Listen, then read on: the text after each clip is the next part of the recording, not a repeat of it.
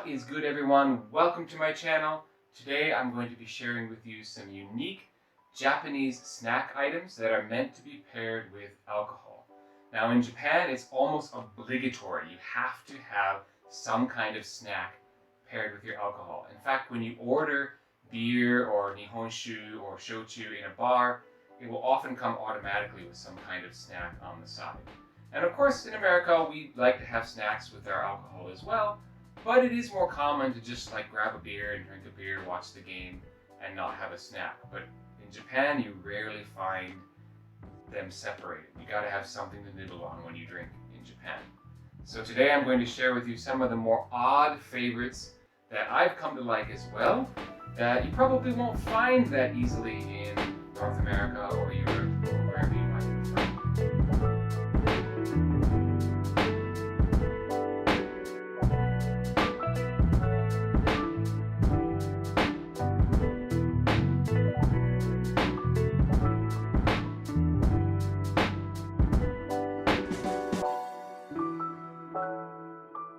So let's take a look at these specialty snacks, and I'm also going to do a special review today. You see, I really love beer, and one of my stupid human party tricks is my ability to tell beers from each other.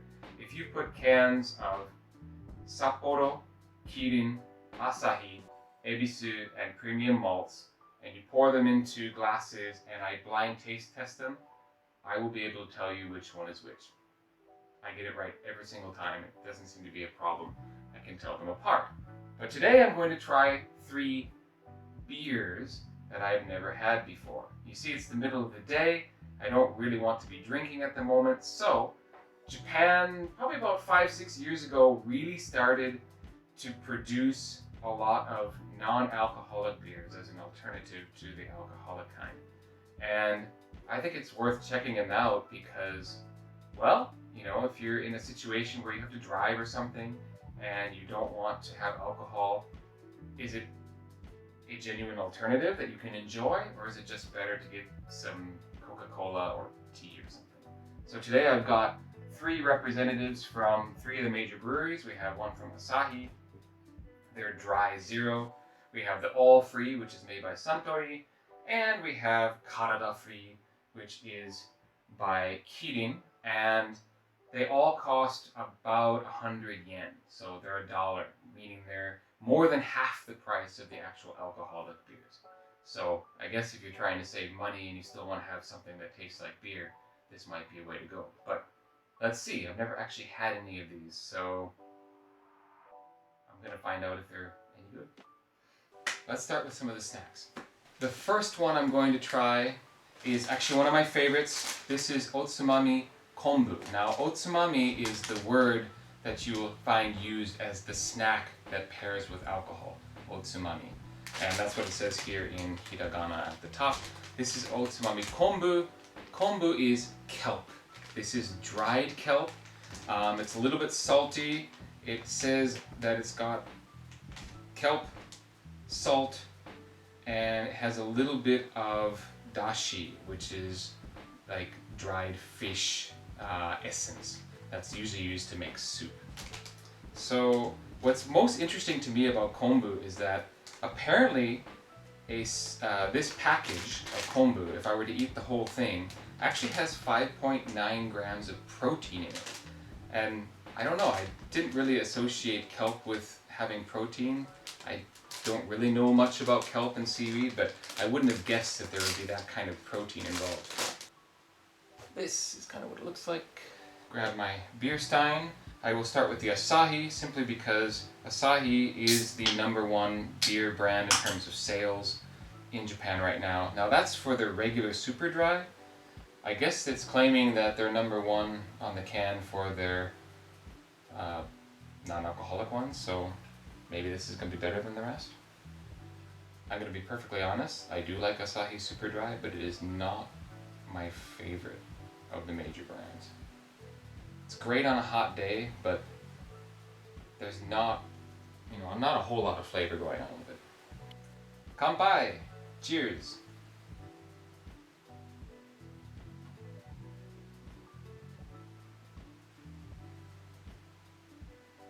Yeah, my first impression is soda water. It's much, much fizzier than a normal beer. And like even the head, it's the foam, I probably can't tell on the camera, but the foam is much more like large bubbles. It doesn't look like a regular, like creamy foam that you would hope to have on the top of a real beer.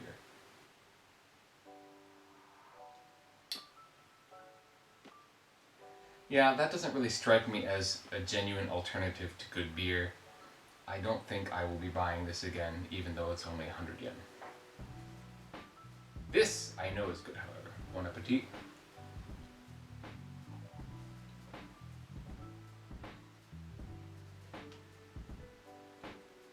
It's obviously very chewy, which is kind of part of the fun. It's just like almost a workout. But just that salt and a little bit of fish essence, I think tastes really good. It doesn't taste like oceany or like it's not slimy or anything that you might associate with being like a bad ocean taste. I think this is great stuff. Dried kombu, really good, matches real beer nicely. I mean, yeah, the kombu didn't really make that taste any better. Alright, our next snack, I'm going to open up. These are from hotate or scallops, and it's kind of, I don't know what it is actually in English. It's the part that is around the outside of the scallop, and they are dried, salted, treated a little bit, and these are quite good. These ones come from Hokkaido specifically. Basically, it's just, if you like clam, if you like scallops, these are definitely something that you will probably enjoy. I will admit, they probably don't look the most appetizing if someone were to put a bowl in front of you and you weren't expecting it and you hadn't seen this before. But, it doesn't really look that much different from Funyuns. Again, another chewy one. The flavor is actually much more subtle than the kombu, but the hotate, the scallop flavor, does come through very nicely. So if you like scallops, this is a really good snack. I might edit out me throwing this one into the sink. Okay, let's go on to snack number 3. I'm going to be opening up a package of little fishes. It says taberu no, so like these are edible small fish, and they label this probably because there's a lot of small fish you can find to buy in Japanese supermarkets that are not meant to be opened and popped into your mouth, but are meant to be used as dashi, or a way to make broth for soup or something. So they're meant for cooking, they're not meant for eating straight. Can't be afraid of little eyes staring at you as you munch away. But again, if you can handle that, they're actually pretty tasty. And a good source of calcium, I'm told. Alright, to pair with it, I'm going to go to the Kirin, the Karada Free, also 100 yen, or about $1. Let's see if it's any better than the Asahi. I'm really hoping it's not worse, because that was pretty bad. Bon appetit! Now, as you've no doubt noticed, these first 3 snacks are pretty healthy if you think about it. They're basically flavored with salt, they're kelp and scallop and fish, and so they're not like fried, they're not, basted in oil, they're not artificially flavored with all different things. So it's kind of good that you have a not so unhealthy or really calorie-laden snack to go with your alcohol in Japan. Let's give this Kirin Karada, or I guess body free. I will say the color is more full than the Asahi was, so that gives me some hope. That's not bad. That is definitely better. It has kind of a funky aftertaste, whereas the Asahi just kind of tasted the same flat, soda water nothingness through the entire thing. This one hits like beer at first, but the aftertaste is, I don't know. Not sure I could describe it. Our next one comes in this little plastic bottle or can, I suppose you could say. And it is also another type of dried fish. These are little iwashi, and they have been battered and fried in a oil with sesame seeds. And so these will have a little more flavor added to them, whereas the fish I just had were just basically dried and served as is. Bon appetit.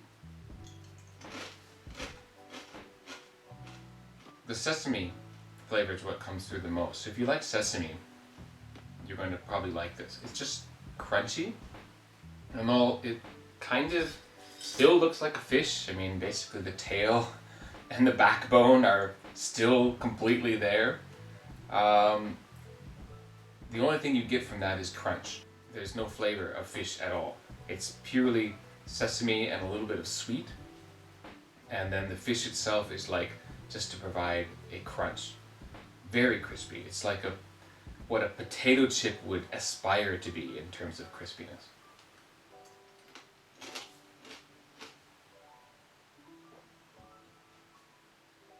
Now we go to the suntory. Almost looks like it has a proper head of foam. Cheers.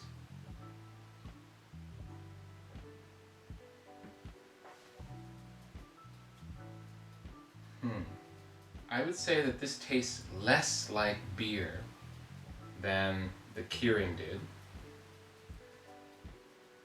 but this does not have the aftertaste that the Kirin had. So in terms of just like drinkability, I would probably go with this one. That was not an unpleasant draught, and it doesn't have that kind of nasty aftertaste from the Kirin that I don't like. Initially, this is the one that tastes the most like beer. I'm gonna be straight up, but that aftertaste throws me off. So for just something to enjoy to drink, and you don't want to have like a cola, you want to have something that is a little more like alcohol, this would probably be my go-to. Okay, I would like to just quickly highlight a couple of snacks that I'm not going to eat right now, but are also favorites of mine that I'm going to show. They're a little more involved, so I don't want to, make this a big deal. So I'm just going to show them, explain a little bit. The first is, once again, dried fish. These happen to be aji, or horse mackerel, and they are much harder and crispier than the iwashi. They're chewier as well. They're not fried, I don't believe. I think they're just dried and, they're kind of cured and then sold like this. They don't last as long either, so you kind of buy them and you need to eat them within a week or so. And what I like to do is I like to actually take like a sweet Thai chili sauce, or sometimes a spicy like sriracha or something, and just like dip it in that sauce. Probably the sweet chili sauce is my favorite way to go. So again, little dried fish, very, very popular. All right, last but not least, this is the one I have to be careful with, because if I keep it out of the bag too much, my cat will show up within minutes. So yes, we're going back into the ocean. Let's go. Dried squid. Nothing makes my cat go crazier than the smell of this. And this is actually much more of a luxury snack than the other ones, because one bag of this costs about $10, whereas everything else is probably $2 to $4 depending. These are much more expensive, and like I mentioned, they're a little more involved. You don't want to just start gnawing on them. They are really hard and tough. So what you want to do is you warm them over the stove. If you have a gas stove, you can just kind of take tongs and hold it directly over the flame. If you have an electric stove, you can warm up a frying pan and like throw it in the frying pan, and it'll kind of begin to move and get soft. And when it's soft, you eat it while it's still a little bit warm. And the popular way to do it is to have actually mayonnaise mixed with shichimi, which is a 7-spice mix. So it's like spicy, and you have the mayonnaise and this dried squid flavor. This is luxury. I love this stuff, and I don't have it very often because it's kind of a pain in the butt to do the stove thing all the time. You can't just open the package and eat it. Alright, thank you very much for watching this. Let us know what you think. What would you really like to try from what I talked about today? What's the one that seems the most scary to you and you really don't want to give it a try? But you should. Let us know in the comments below. Please check back for my videos. I drop a new video every single Friday about Japan, lifestyle, culture, and society. And look for my past content. Thank you so much for watching this one. If you haven't hit that like button and you made it this far, please hit the like button. Subscribe if you haven't already, and I will catch you next week.